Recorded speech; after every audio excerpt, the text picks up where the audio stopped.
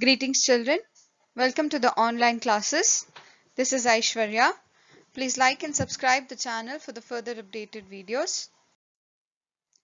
The following video is for class 3, subject general science, chapter 10, water for plants and animals. In the previous lesson, we saw water for my family.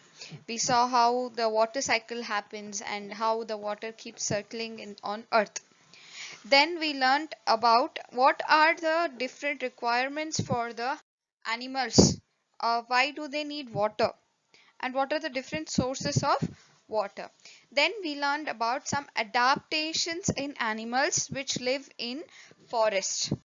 Okay, desert animals like camels, desert owl, rattlesnake, Texas horned lizard, and cactus mice. What are the different adaptations that they have gone through to adopt themselves to a desert environment, which is extremely hot environment, and it is very difficult to live in such a environment. So, moving on, I'm reading out from page number 82. I hope you have your textbooks with you, children.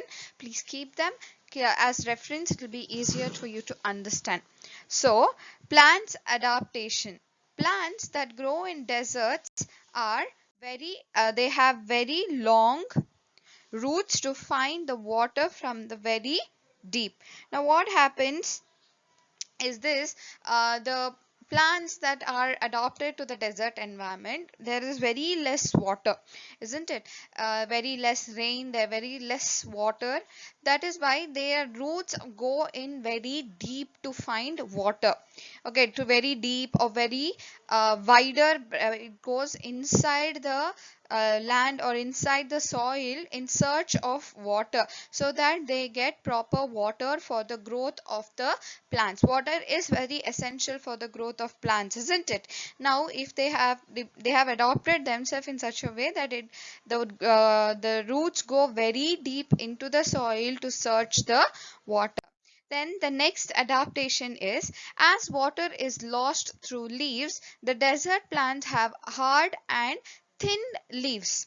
The leaves itself, it is very hard, okay, and it is very thin. Especially in some of the plants, these leaves are modified into spines. Okay, spines means like thorns. Okay, so the stem itself is the green part of the plant where the photosynthesis takes place, where they produce food and everything. And the leaves have modified themselves into different spines. Okay, like for example, in cactus, all the spines that you're seeing in the top, right? Spines means if you touch that, it will be thorny and it will prick your hands if you touch it. So cactus have spines instead of leaves. That is the second adaptations. They because they lose water through the leaves, they have very hard and thin leaves, or they don't have leaves at all. Instead of leaves, they have spines present on the plant. Then next is, some plants store water in their stem instead of in leaves to avoid loss of water. Now, if you take an example of the aloe vera plant, which is easily available, it grows everywhere possible.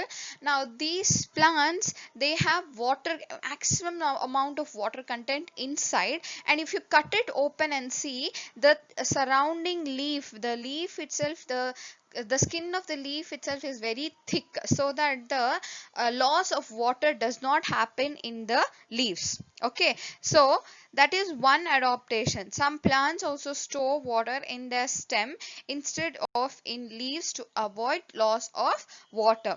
Then elephant trees, here you can see the picture of elephant tree on the screen.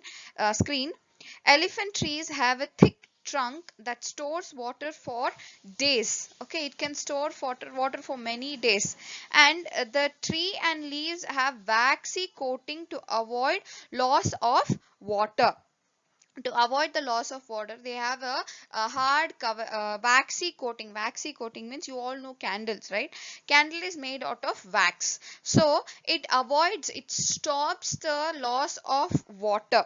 That's the main importance of the waxy coating that happens. Okay, that avoids the loss of water through of these plants and the leaves. Okay, then Desert plants desert plants flower mostly during rains. Here you can see that shiny coating that you can see on the leaf. No, that is nothing but the waxy leaf, which does not allow the water to escape easily. Okay, that is the waxy coating to avoid loss of water.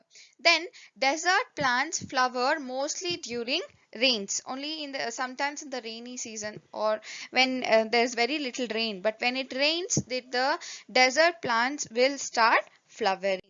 Plants are adapted to live on a very less water. Desert sage is a shrub that does not need water after it has grown well. As you can see in the picture, that the picture is of the desert sage. Now that plant, after it has grown well, it does not require any water at all. It can survive without the requirement of water. Now the last part, let us think. Desert plants and animals live only in dry and arid areas. Why do we not see cactus or rattlesnakes everywhere? Animals and plants that have adapted themselves to live in a particular environment cannot survive at the other places. They are adapted in such a way that they can survive in such particular places itself. If you take that plants and put it somewhere else, there it is possible that the plant may die or the animal will die. It cannot survive in other places. Okay.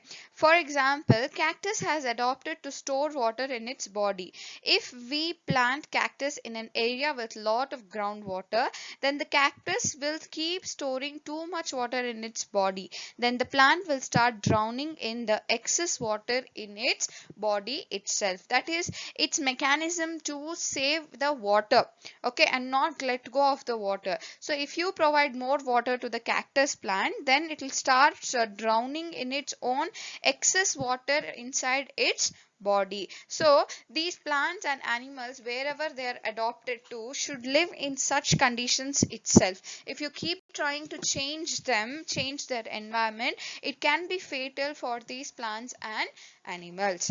So I hope you understood this lesson. So stay at home. This completes the lesson. Stay at home, stay safe, take care of yourself, keep learning, children. Do the exercises in your textbooks as well as your workbooks.